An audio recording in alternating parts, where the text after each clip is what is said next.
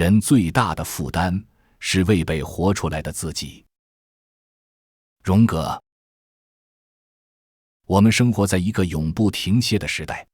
清晨的鬧鐘響起，你睜開眼，腦海裡立刻湧現出今天要完成的任務清單。地鐵裡，所有人都低着頭刷着手機，仿佛生怕錯過什麼重要的信息。辦公室的燈光下，每個人都在奮力奔跑，追逐着那些被定義為成功的東西：升職、加薪、房子、車子，別人羨慕的眼光。我們以為只要足夠努力，只要跑得足夠快，就能抓住幸福的尾巴。可是你有沒有發現，我們越是拼命追趕，內心卻越是感到空虛？那種焦慮感像是一只看不見的手，緊緊攥着你的心臟。夜深人靜的時候，你會突然問自己，我到底在忙什麼？我真的快樂嗎？這不是你一個人的困惑，這是這個時代幾乎所有人共同的迷茫。古人有一句話說得極為精準：境隨心轉則悅，心隨境轉則煩。什麼意思？就是說，當你能夠主宰自己的內心，外界的變化就不会輕易影響你的情緒。但如果你的心總是被外部的環境牽着走，那你就永遠活在煩惱之中。我們總以為是世界不夠好，是環境不公平，是別人虧待了自己，但很少有人願意停下来承認，真正折磨我们的往往不是事情本身，而是我们如何理解，如何感受，如何在心裡一遍遍咀嚼它。真正持久的幸福感從來不是來自外部的成就，不是来自別人的認可，不是來自你銀行卡上的數字，它源於一個更深層的地方，你內在思維方式的轉變。心理學家榮格曾說過一句讓人醍醐灌頂的話：向外尋求的人在做夢，向內探尋的人才是清醒的。你有沒有想過，你一生中真實存在的東西其實只佔 1%， 剩下的 99% 都是你的感受，你的解讀，你賦予它的意義。同樣一件事，有人看到的是災難，有人看到的是轉機；同樣一句話，有人聽出了惡意，有人聽出了關心。所以，改變人生從來不是要你去改變整個世界，而是改變你看待世界的方式。今天，我想和你分享5個足以顛覆傳統觀念的人生領悟。它們不是什麼高深的哲學理論，而是可以融入你日常生活的思維方式。它們是通往內心平靜與終身快樂的鑰匙，能幫助你重新定義人生的意義，找到那條真正屬於自己的幸福之路。第一個領悟：放下他人中心，為自己而活。你有沒有這樣的時刻？你精心準備了一份工作報告，期待着老闆的認可，結果他只是淡淡的點了點頭。你發了一條朋友圈，小心翼翼地配上文字，然後每隔幾分鐘就刷新一次，看看有沒有人點讚，有沒有人評論。你在聚會上講了一個笑話，卻發現沒什麼人笑，那一瞬間你恨不得找個地方鑽進去。我們總是在意別人怎麼看我們，太在意了。我們高估了自己在別人世界裡的重要性。我們渴望被理解，被在乎，被記住。我們以為，如果我們足夠好，別人就會永遠記得我們；如果我們足夠努力，別人就會永遠關注我們。但有一個冷靜的真相，你必須知道：當你活着的時候，其實沒有幾個人真正在乎你；當你離開這個世界的時候，也沒有幾個人會真正記得你。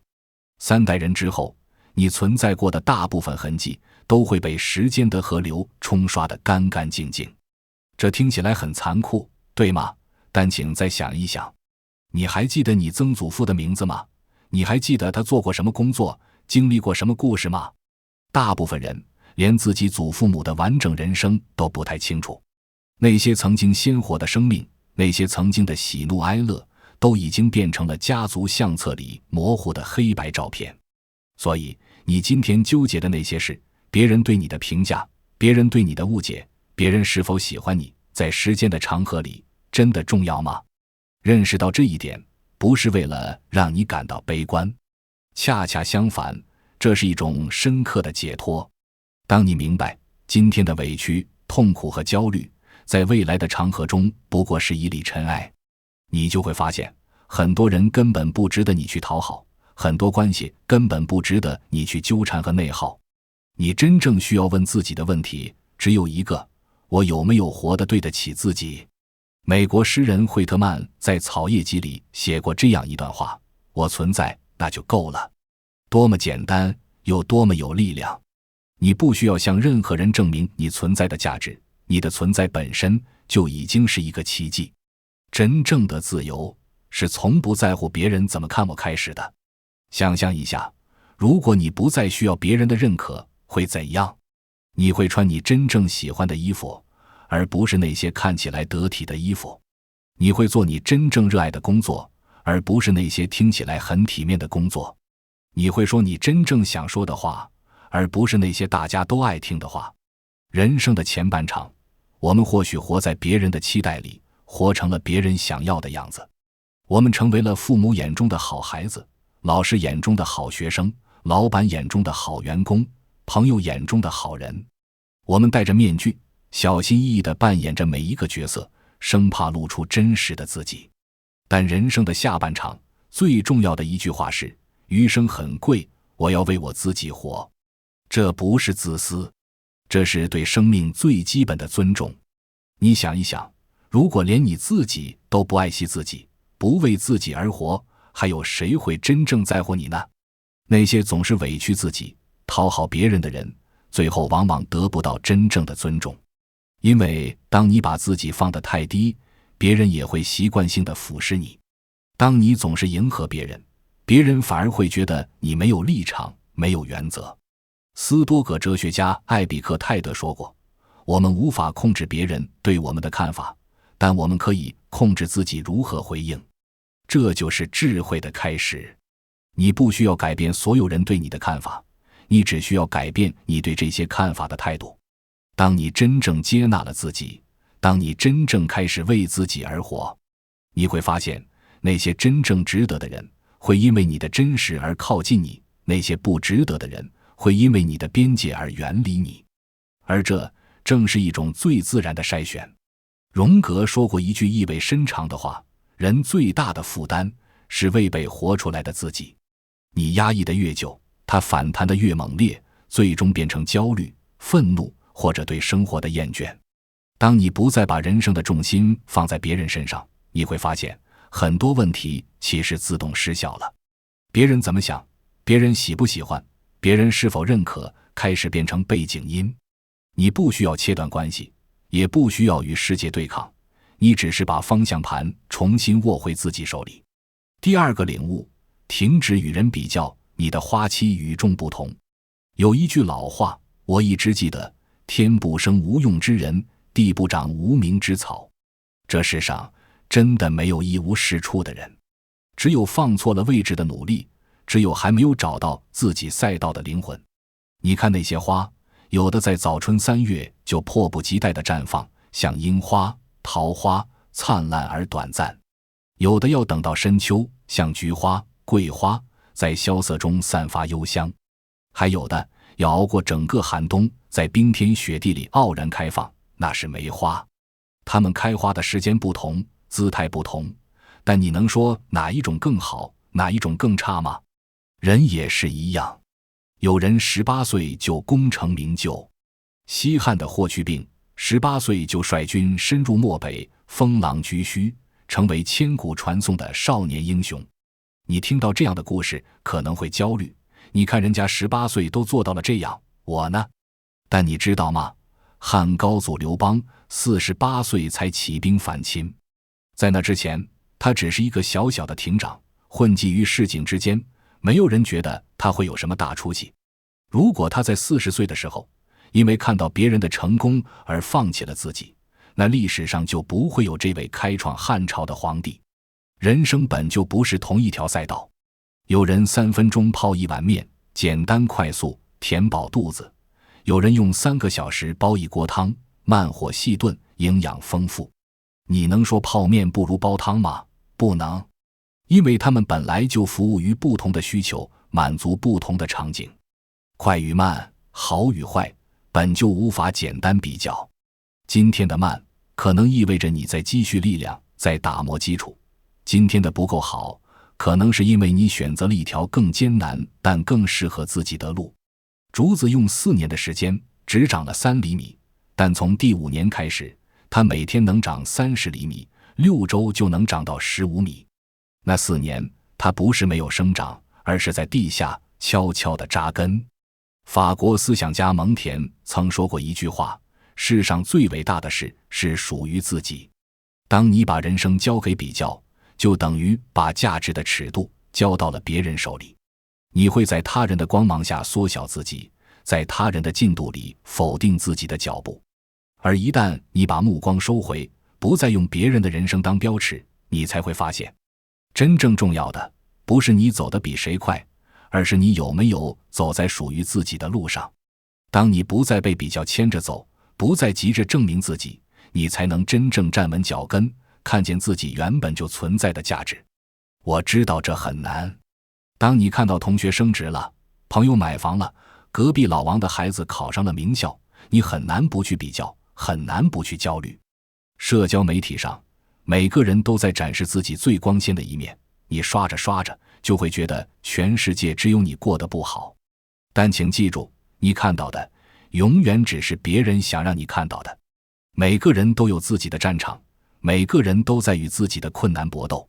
那些看起来光鮮亮麗的人，背後可能有你看不見的辛酸；那些看起來一帆風順的人，可能正在經歷你不知道的掙扎。你不需要和任何人比較，你只需要成為你自己，過好當下的每一天。李白說：天生我材必有用，這不是狂妄，這是一種深刻的自信。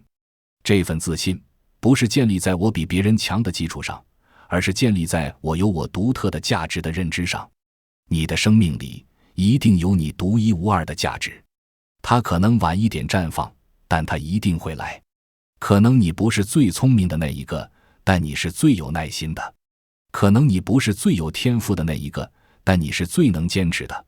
可能你不是最耀眼的那一個，但你是最溫暖的。命運有命運的安排，而你有你的光。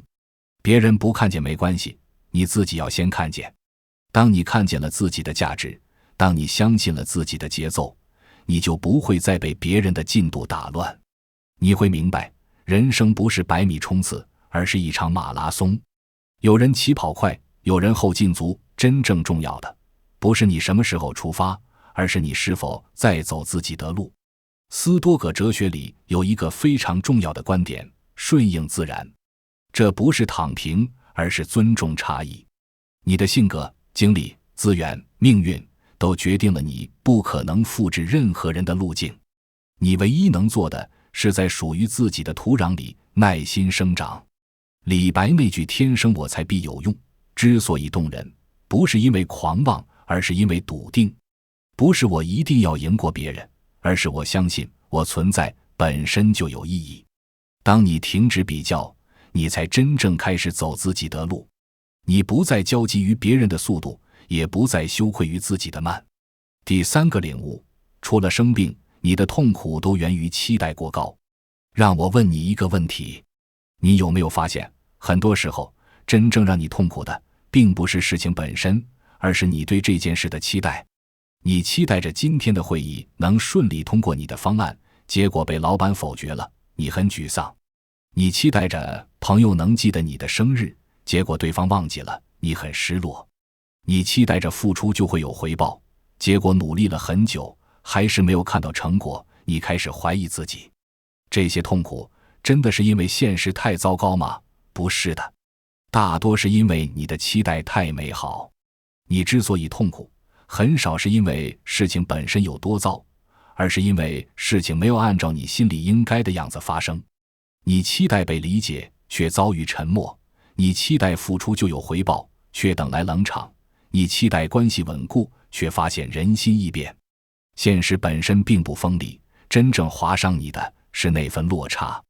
你在腦海裡搭建了一座理想的城堡，而現實只是普通的磚瓦。當兩者相撞，崩塌的是你的情緒。很多人並沒有意識到，痛苦其實是可以被計算的。期待越高，現實越難承受。痛苦的程度恰好等於你的期待與殘酷現實之間的差距。這個公式簡單而精準。當你期待一個人100%地理解你，現實只給了你50%，你就會感到50%的失望。當你期待努力1個月就能看到成效，現實需要你堅持1年，你就會感到漫長的煎熬。真正折磨你的，不是現實本身，而是你想象中那個本該如此的現實。佛學裡有一個詞叫執念，你執着於事情應該怎樣，執着於別人應該怎樣，執着於人生應該怎樣，這份執着就成了你痛苦的根源。那麼該怎麼辦？有2條路可以走，要麼降低期待，要麼提升實力。最好的方式是雙管齊下。降低期待，不是讓你變得消極，不是讓你放棄追求，而是讓你對現實有一個更清醒的認知。你要明白，這個世界不會按照你的劇本運轉，別人不是你肚子裡的蛔蟲，不會時刻知道你在想什麼。努力不一定立刻見效，成功往往需要時間的積累。人生充滿了不確定性，計劃趕不上變化是常態。當你接受了這些，你就不會再對每一次不如意耿耿於懷。古希臘哲學家艾比克泰德有一個著名的控制2分法，有些事情在我們的控制之內，有些事情在我們的控制之外。我們应該把精力放在我們能控制的事情上，而对於那些我们无法控制的事情，學會接受。你無法控制別人是否喜歡你，但你可以控制你是否做一個值得喜歡的人。你無法控制結果是否如你所願，但你可以控制你是否盡了全力。你無法控制明天會發生什麼，但你可以控制今天你怎麼過。這是一種智慧，也是一種解脫。同時，提升實力，讓自己配得上更好的現實。當你的能力提升了，很多曾經遙不可及的期待就會變成理所當然的現實。當你的內心強大了，很多曾經讓你崩潰的打擊就會變成不值一提的小事。降低期待是讓你的心柔軟，提升實力是讓你的骨頭硬。人最大的成熟是能平靜地發自內心地說出一句我不要了。這不是認輸，不是放棄，而是一種清醒的選擇。你不要那些不屬於你的東西，不要那些消耗你的關係，不要那些讓你痛苦的執念。你把手鬆開，才能騰出空間，去擁抱真正屬於你的幸福。人真正成熟的標誌，往往不是我一定要得到，而是能平靜地說出那句我不要了。有些關係，有些執念，有些證明，本就不值得你耗盡心力。當期待與現實逐漸靠攏，痛苦就失去了滋生的空間。你會發現，快樂並不是突然降臨，而是慢慢露出了原本就在那裡的底色。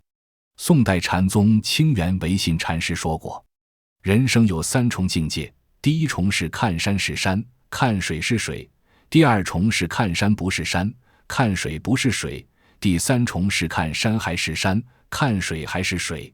年輕的時候，我們單純，對世界充滿期待，覺得一切都應該是美好的，這是第1重境界。後來我們經歷了挫折，發現現實與想象差距太大，開始變得憤世嫉俗，覺得什麼都不可信，這是第2重境界。而真正的成熟是經歷了這一切之後，依然能夠平和地接受現實，但不失去對美好的向往，這是第3重境界。當期待與現實持平，痛苦就自然消失了。你不再要求每個人都理解你，所以偶爾的誤解不會讓你崩潰。你不再要求每次努力都立刻見效，所以暫時的挫折不會讓你放棄。你不再要求人生事事如意，所以意外的變故不會讓你失去方向。你學會了與不完美的世界和解，也學會了與不完美的自己和解。這時候你會發現，快樂其實很簡單，一杯熱茶，一本好書，一個溫暖的擁抱，一場說走就走的旅行。那些曾經被你忽略的小美好，開始在你的生命裡發光，因為你的心不再被那些過高的期待塞得滿滿當當。你騰出了空間，去感受當下，去珍惜擁有。第4個領悟，當你不再證明自己，你就開始強大了。這是一個非常反直覺的現象。你有沒有注意到，一個人越是缺少什麼，就越想向外界展示什麼？內心虛弱的人總想表現得很強大，說話聲音特別大，態度特別強硬，生怕別人看不到他的力量。沒有文化的人總喜歡賣弄那幾個半懂不懂的詞彙，逮着機會就要顯擺一番。不自信的人，朋友圈裡永遠都是精心修飾的照片，配上雞湯滿滿的文字，仿佛在說，你看，我過得很好。這背後是一種深深的不安全感。我們害怕別人看不見我們的價值，所以拼命地證明。我們害怕別人誤解我們，所以反覆地解釋。我們害怕別人瞧不起我們，所以處處爭個高低。但這世上最愚蠢的事情之一，就是不斷地向別人證明自己。因為你越是證明，就越顯得心虛；你越是解釋，就越顯得無力。真正的成熟，不是你變得更會表現，而是你不再需要表現。想一想那些真正厲害的人，他們很少在社交媒體上炫耀什麼，很少逢人便說自己的成就，很少為了一句誤解爭得面紅耳赤。他們安靜地做事，低調地生活，仿佛他們的強大是一件不需要向任何人宣告的事實。為什麼？因為他們的內心足夠充盈，足夠篤定。他們知道自己是誰，知道自己的價值，所以不需要外界的認可来填補內心的空洞。道德經裡說，大音希聲，大象無形，最大的聲音反而是寂靜，最大的形象反而是无形。真正有力量的東西，往往是沉默的、內斂的、不張揚的。你看那些真正的高手，都懂得不爭、不辯、不解釋的智慧。不爭是一種风度，他們不會為了一點小利益，為了一句不中聽的話，就跟人爭個你死我活。因為他們明白，有些東西爭來的不值錢，有些人不值得你浪費精力。真正屬於你的，不需要爭；不屬於你的，爭來了也守不住。不變是一種格局。當別人誤解你、诋毀你，你不需要急着辯解。時間會證明一切，事實會說話。你越是急着澄清，反而越像此地無銀300兩。懂你的人不需要解釋，不懂你的人解釋也沒用。不解釋是一種智慧。你不需要讓所有人都理解你。人與人之間本來就有認知的鴻溝，有些人站在山頂，有些人站在山腳，看到的風景自然不同。你沒必要把山頂的月亮解釋給只見過山腳星光的人聽。心理學家榮格說過，你的願景只有在你能夠審視自己的內心時才會變得清晰。向外看的人在做夢，向內看的人才是清醒的。當你不再需要向任何人證明你的價值時，你會感到前所未有的輕鬆和自在。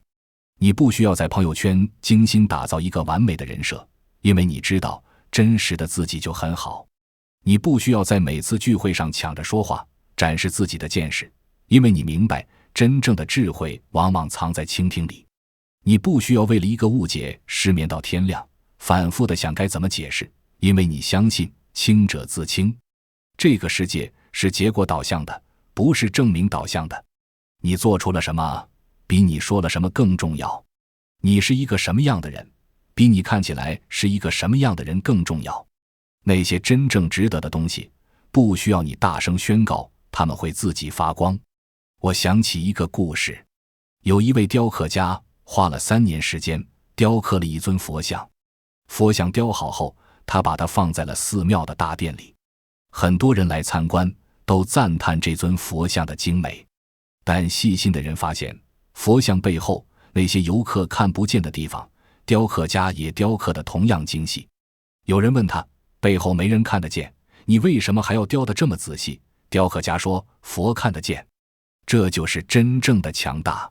你做一件事，不是為了證明給誰看，而是为了对得起自己的良心，对得起這件事本身。榮格曾經說過，你越想成為你不是的那個人，你離真實的自己就越遠。不斷證明自己，本質上是一種對內在價值的不信任。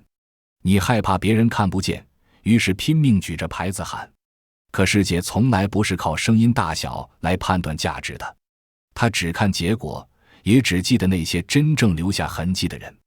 斯多葛哲学家马可·奧勒留在《沉思錄》里写道：不要浪費時間去争论一個好人應該是什麼樣子，直接去做一個好人。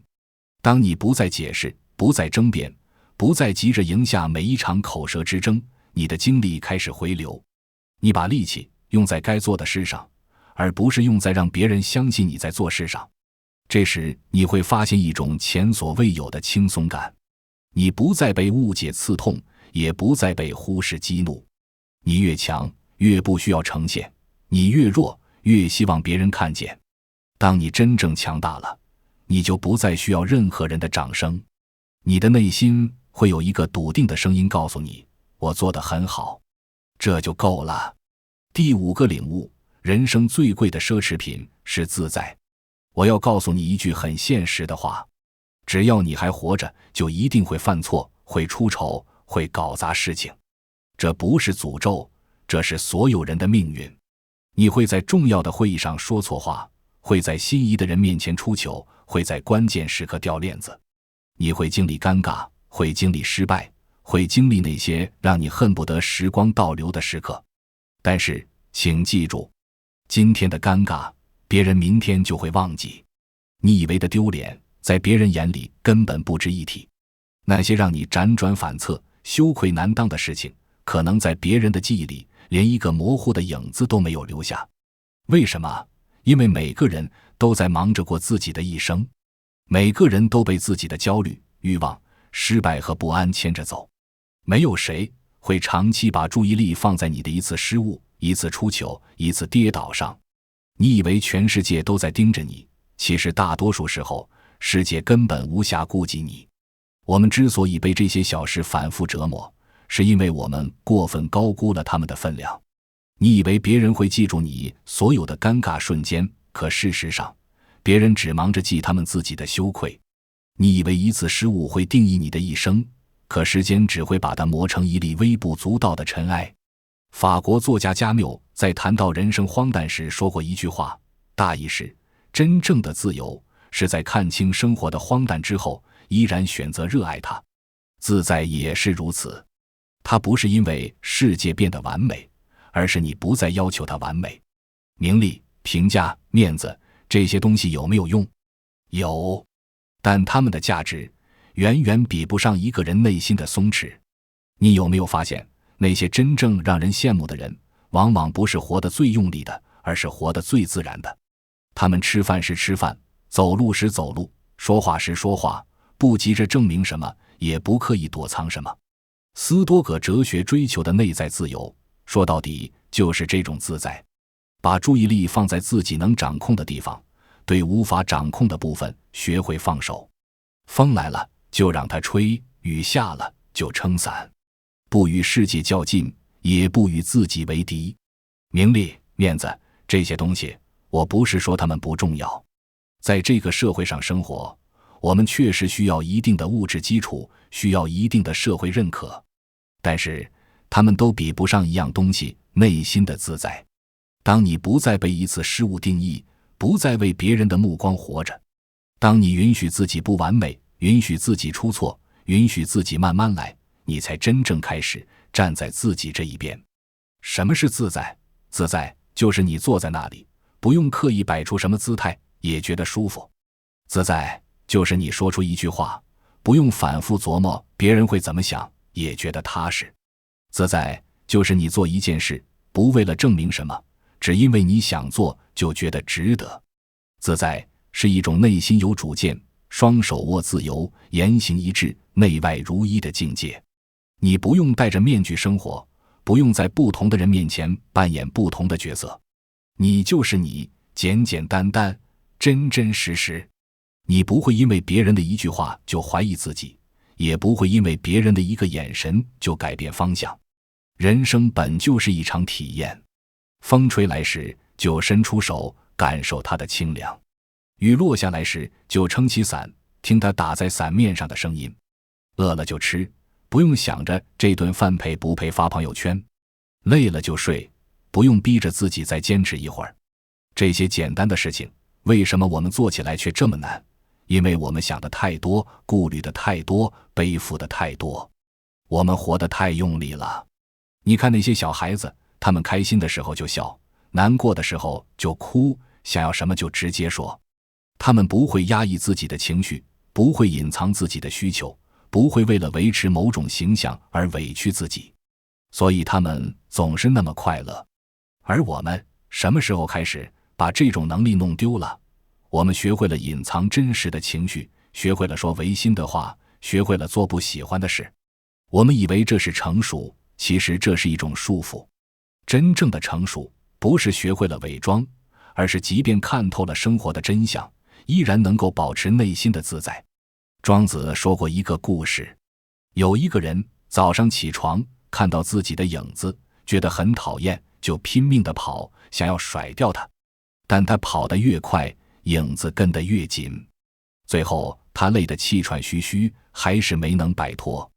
其實他只需要站到陰影裡，影子自然就消失了。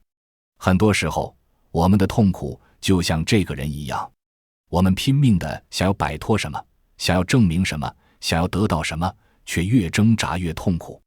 而真正的解決方法，往往是停下來，接納，放下。人越成熟，越懂得一個道理，自在比什麼都貴。它不是你銀行賬戶上的數字能買來的，不是你職位的高低能換來的，也不是你住什麼樣的房子，開什麼樣的車能獲得的。它是一種內在的狀態，一種心靈的自由。這種自在意味着不念過去，不畏將來，活在當下，享受此刻。過去的已經過去了，你再怎麼懊悔也無法改變。那些你說錯的話，做錯的事，錯過的人，都已經成為了歷史的一部分。你可以從中吸取教訓，但不要讓他們成為你的牢籠。未來的還沒有到來，你再怎麼焦慮，也無法提前掌控。那些你擔心的事情，90%可能永遠都不會發生。你可以做好準備，但不要讓恐懼偷走你今天的快樂。真正屬於你的，只有此刻。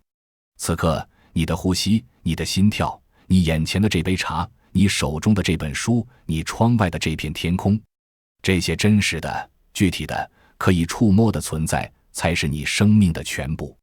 作家林清玄曾經寫過，人生的幸福不在於富足，而在於自在。他說，他年輕的時候，以為賺很多錢，出很多書，得很多獎，就會幸福。後來他發現，這些東西確實能帶來快樂，但那種快樂總是短暫的。真正持久的快樂，來自於內心的自在，能夠坦然地面對自己，真誠地對待他人，自由地選擇生活。我想起禪宗裡的一句話，春有百花，秋有月，夏有涼風，冬有雪。若無閒事掛心頭，便是人間好時節。這個世界本來就很美好，春天有花開，秋天有月圓，夏天有清風，冬天有白雪。如果你的心裡沒有那麼多煩惱，沒有那麼多執念，每一個時節都是最好的時節。但我們總是心事重重，我們想着升職加薪，想着孩子的教育，想着房貸車貸，想着別人對我們的看法。這些閒事堆積在心頭，把那些美好的風景都遮住了。自在就是把這些閒事放下，不是說你不去工作，不去努力，不去承擔責任，而是說，當你做這些事情的時候，不要把它們變成沉重的負擔，不要讓他們偷走你感受生活的能力。你可以努力工作，同時也享受工作帶来的成就感。你可以承擔責任，同時也欣賞這個過程中的成長。你可以追求目標，同時也珍惜沿途的風景。這才是真正的自在。它不是逃避，不是躺平，不是什麼都不在乎，而是一種更高級的生活方式。你全力以赴，但不執着於結果；你認真對待，但不失去內心的平靜；你活在世界裡，但不被世界綁架。說到這裡，我們已經走過了5個人生領悟，讓我們再梳理一遍。第一個領悟是放下他人中心，為自己而活。你明白了，這一生真正重要的，不是活成別人期待的樣子，而是活成自己想要的样子。你不再把自己的價值建立在別人的評價之上。第二個領悟是停止與人比較，接納自己的節奏。你明白了，每個人都有自己的花期，有自己的時區。你不需要跟任何人比快慢，你只需要走好自己的路。第三個領悟是管理內心的期待，與不完美的世界和解。你明白了，痛苦來自於期待與現實的落差。當你調整了期待，提升了實力，你就能在現實中找到平衡。第四個領悟是停止無謂的證明，讓結果說話。你明白了，真正的強大不是向外展示，而是向內充實。當你不再需要證明自己，你就真正開始強大了。第五個領悟是追求終極的自在，活在當下。你明白了，人生最貴的奢侈品不是物質的豐盛，而是內心的自由。這五個領悟，它們不是孤立的，而是相互關聯的。它們共同指向了一條通往內心平靜與持久快樂的道路。這條路不是遙不可及的，不是需要你做出什麼驚天動地的改變，它就在你的日常生活裡，在每一個微小的選擇裡。也許從今天開始，當你又想要在朋友圈精心打造一個完美形象的時候，你可以問問自己，我是在為自己記錄，還是在為別人表演？如果是後者，那就放下手機，去做一些真正讓你快樂的事。也許從今天開始，當你又因為別人的成就而焦慮的時候，你可以提醒自己，我有我的節奏，我有我的路。然后把注意力拉回到自己身上，想想今天我可以為自己做些什麼。也許從今天開始，當你又因為某件事不如預期而痛苦的時候，你可以問問自己，是現實真的很糟，還是我的期待太高？然後試着調整期待，或者提升能力，而不是一味的抱怨。也許從今天開始，當你又想要向別人證明什麼的時候，你可以深呼吸，告訴自己，我不需要證明，我只需要去做。然後安靜地做好該做的事，讓時間和結果說話。也許從今天開始，當你又為一些雞毛蒜皮的小事煩惱的時候，你可以抬頭看看窗外，看看天空，看看樹，看看那些與你的煩惱無關的美好。然後問問自己，1年後我還會記得今天這件事嗎？如果不會，那它真的值得我現在這麼煩惱嗎？改變往往就是從這些小小的覺察開始的。你不需要一夜之間變成另一個人，你只需要每天比昨天更清醒一點，更自在一點，更接近真實的自己一點。古希臘有一句箴言，刻在德爾斐神廟上，認識你自己這4個字看似簡單，卻是一生的功課。我們花了太多時間去了解這個世界，去了解別人，卻很少真正靜下心來去了解自己。你是誰？你想要什麼？什麼能讓你真正快樂？什麼是你真正在乎的？什麼是你可以放下的？這些問題沒有標準答案，每個人的答案都不一樣。但當你開始思考這些問題，開始向內探索，你就已經踏上了通往自在的道路。你會發現，你開始不那麼在意別人的看法了，不是因為你變得冷漠，而是因為你更清楚自己的方向。你會發現，你開始不那麼容易被外界的波動影響了，不是因為你變得麻木，而是因為你的內心有了定力。你會發現，你開始更容易感到快樂了，不是因為生活變得更順利，而是因為你學會了從小事中發現美好。這就是自在的力量。曾經有一位老木匠，一輩子都在做櫃子、桌子、門窗。有人問他，你做了幾十年木工，不覺得枯燥嗎？老木匠想了想，說，我從來沒想過枯燥這件事。那人更疑惑了，每天不就是锯木頭、打磨、上漆，反反复复嗎？老木匠笑了笑，說，我锯木頭的時候，只聽木头的聲音；打磨的時候，只看木紋慢慢變得光滑；上漆的時候，就等它乾，不急也不走神。一天很快就過去了。他說，年輕的時候，他也一邊幹活，一邊想着別的事，想着賺得夠不夠多，想着別人會不會看不起做手藝的人，想着以後要成為什麼樣的人。結果人很累，心也很亂，手上的活反而總出差錯。後來他明白了一件事，人一旦分心，就活得不在自己身上，心不在当下，哪怕做的是最簡单的事，也会变得沉重。真正自在的人，不是生活多麼了不起，而是做一件事的时候，只做這一件事。锯木頭的時候不惦記結果，吃飯的時候不想着煩惱，和人說話的時候不急着證明自己，也不忙着防備別人。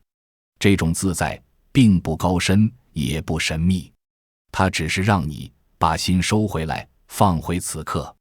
手在做什麼，心就在什麼地方，不拉扯，不对抗，不逃離。這樣活着，日子會慢慢變輕。你不一定變得更成功，但你会变得更安穩。而這種安穩本身就是人生裡極難得的福氣。我知道這並不容易。我們活在一個複雜的社會裡，有太多的責任，太多的壓力，太多的誘惑和焦慮，我們很難做到完全的自在。但這沒關係，人生本來就是一個不斷修行的過程。我們不需要一步到位，我們只需要一直在路上。今天比昨天好一點，明天比今天好一點，這就夠了。詩人里爾克在給青年詩人的信裡寫道：請相信，生活是正確的，無論它看起來如何。是的，請相信，生活自有它的道理，時間自有它的安排。那些你今天覺得過不去的坎，回頭看都會成為你的勳章。那些你今天覺得無法接受的失去，將來看都會為新的得到腾出空間。你要做的就是在這個過程中保持內心的自在，不慌不亂，不怨不悔。從放下他人的眼光到接納自己的節奏，從管理內心的期待到停止無謂的證明，再到追求終極的自在。這5個領悟，它們不是遙不可及的哲學，而是可以融入日常生活的智慧。它們是一把鑰匙，幫你打開通往內心平靜與持久快樂的那扇門。但請記住，鑰匙在你手上，門也在你心裡。我能做的只是提醒你這扇門的存在。真正推開它，走進去，需要你自己的勇氣和行動。也許此刻你正坐在某個地方，聽着這些話，心裡升起了一些共鳴，也升起了一些疑問。你可能會想，說得容易，做起來難。我怎麼可能不在乎別人的看法？我怎麼可能不和別人比較？我怎麼可能放下那些執念？是的，我理解。改變思維，改變活法，從來都不是一件輕鬆的事。這需要時間，需要練習，需要你一次又一次地提醒自己，一次又一次地重新選擇。你會有反覆，會有動搖，會有那些覺得自己又退回原點的時刻，這很正常。成長本來就不是一條筆直的上升線，而是一條螺旋向上的曲線。你可能會在同一個地方繞好幾圈，但每一圈你都在往更高的地方走。所以，請對自己有耐心，就像你对待一個正在學走路的孩子一樣，給自己多一些鼓勵，少一些苛責。你摔倒了就爬起來，你迷路了就重新找方向，你累了就停下來休息，但不要放棄，不要停止前行。德國哲學家尼采曾說過一句話：成為你自己。這句話聽起來簡單，卻幾乎概括了一生的難題。這一生，你究竟要怎樣活，才能不辜負自己？你是要把人生交給別人的期待，一邊迎合，一邊懷疑，還是慢慢走出人群的目光，活成與你性情相符的樣子？你是要在無盡的比較裡焦慮不安，永遠覺得自己不夠好，不夠快，還是回到自己的節奏裡，允許人生有快有慢，有高有低？你是要被過高的期待反覆折磨，一旦做不到就全盘否定自己，還是學會與現實和解，在能力之內盡力而為，心安即好？你是要一生忙着證明自己值得被認可，還是安靜地把日子過好，把該做的事做好，不再把人生交給他人的評價？人生真正重要的，不是你走在誰前面，而是你有沒有走在自己的路上。而這條路要怎麼走，選擇權從來都在你手上。我想再講一個故事。曾經有一位老人住在海邊的小鎮，每天清晨，他都會提着一隻舊桶，慢慢走到沙灘上。有人以為他在撿貝殼，有人以為他在找值錢的東西，可他什麼都不拿，只是把被潮水困住的小魚一條一條放回海裡。路人忍不住笑他：這麼大的海，這麼多魚，你這樣做有什麼用？老人蹲下來，又把一條小魚送回水裡，輕聲說：對這一條魚來說很有用。人生的重量往往不是事情本身，而是我们背在心裡的那些必須、應該、不能輸。當你願意放下一些，當你不再試圖拯救所有人的評價，只專注於你真正珍惜的那幾件事，生命就會一點一點變得輕盈。改變不需要驚天動地，不需要一下子就顛覆整個人生，你只需要從一件小事開始，從今天開始，從此刻開始。也許你今天可以選擇在朋友圈少發一條精心修飾的動態，而是真實地記錄一個讓你感動的瞬間。也許你今天可以選擇，當看到別人的成就時，不是立刻陷入焦慮，而是真誠地為對方高興，然後轉身專注於自己的事。也許你今天可以選擇，當事情不如預期時，不是立刻陷入痛苦，而是深呼吸，調整心態，重新開始。也許你今天可以選擇，當有人誤解你時，不是急着解釋，而是告訴自己，時間會證明一切，我不需要向所有人證明。也許你今天可以選擇給自己留出10分鐘，什麼都不做，只是靜靜地坐着，感受自己的呼吸，感受此刻的存在。就從這些小事開始，每一個小小的選擇都是一粒種子，你持續地種下去，總有一天它們會長成一片森林。那時候你會發現，你的生活真的不一樣了，不是因為外在的環境改變了，而是因為你的內心變得更加自在，更加篤定，更加清澈。你會發現，那些曾經困擾你的事，不再能輕易地影響你的心情；那些曾經讓你糾結的關係，你已經能夠清晰地判斷取捨；那些曾經讓你迷茫的方向，你已經找到了屬於自己的答案。你會發現，快樂其實一直都在，只是以前的你被太多的雜念遮住了眼睛，看不見而已。現在，當你開始清理這些雜念，快樂就像陽光一樣，自然而然地照進來。這就是自在的力量，這就是這5個人生領悟能帶給你的禮物。我想起蘇軾的一首詞《定風波》：莫聽穿林打葉聲，何妨吟嘯且徐行。竹杖芒斜輕勝馬，誰怕？一蓑煙雨任平生。人生就像一場雨中的旅程，雨會打在你身上，風會吹亂你的頭髮，路會泥濘難行。但如果你能保持內心的自在，如履平地，吟嘯徐行，那麼這場雨、這陣風、這條路都會成為你獨特的風景。你不需要怕，因為一蓑煙雨，你就可以從容度過。這就是自在的人生，不是沒有風雨，而是即便在風雨中，也能保持內心的平靜與自由。我還想起另一個禪宗故事，有一位禪師被人問道：什麼是佛？禪師回答：平常心是佛。什麼是平常心？就是餓了吃飯，困了睡覺，不造作，不攀比，不違背自己的真實感受。我們都在追求一些很複雜、很遙遠的東西，以為幸福在那裡，快樂在那裡，意義在那裡。但其實它們就在此刻，就在你的呼吸裡，就在你的腳步裡，就在你眼前的這杯茶，這片雲，這個微笑裡。只是我們太忙了，忙着追趕，忙着證明，忙着焦慮，忙着內耗，所以看不見。停下來吧，就像那個在雨中吟嘯徐行的蘇軾，就像那個說平常心是佛的禪師，就像所有那些真正活得自在的人。他們不是超脫到不食人間煙火，而是深深地扎根在生活裡，但不被生活綁架。他們認真對待每一件事，但不執着於每一個結果。他們全力以赴，但也能夠坦然接受。這才是真正的智慧。人生最好的境界是豐富的安靜。豐富意味着你的人生是充實的，有追求，有熱愛，有意義。安靜意味着你的內心是平和的，不慌亂，不焦慮，不內耗。這兩者看似矛盾，實則統一。當你找到了內心的自在，你就能夠做到在外界豐富的同時，內心依然安靜。你可以在職場上拼搏，但下班後能夠放下工作，享受生活。你可以有遠大的目標，但也能夠欣賞沿途的風景。你可以愛一個人，但也能夠保持自我。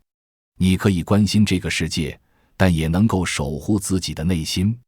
這就是豐富的安靜，這就是自在的人生。人生很長，也很短。說它長，是因為我們有那麼多的時間可以去體驗、去經歷、去成長、去成為更好的自己。說它短，是因為這一輩子真的就這一次。我們沒有彩排，沒有重來，每一天都是現場直播。所以，不要把時間浪費在不值得的人和事上，不要把精力消耗在無謂的證明和比較裡，不要讓過高的期待偷走你的快樂，不要讓別人的眼光定義你的人生。你值得活得更自在一些，你值得為自己而活，你值得按照自己的節奏前行，你值得擁有內心的平靜與快樂。這不是奢侈，這是你的權利，這是每一個來到這個世界上的生命都應該擁有的權利。所以，從今天起，活出你的自在人生吧。從放下他人的眼光開始，為自己而活；從接納自己的節奏開始，不再與人比較；從管理內心的期待開始，與現實和解；從停止無謂的證明開始，讓自己真正強大；從追求內心的自在開始，活在當下每一刻。願你在這條路上找到屬於自己的那份自在與安寧。願你的人生如夏花般絢爛，如秋葉般靜美。願你快樂到老。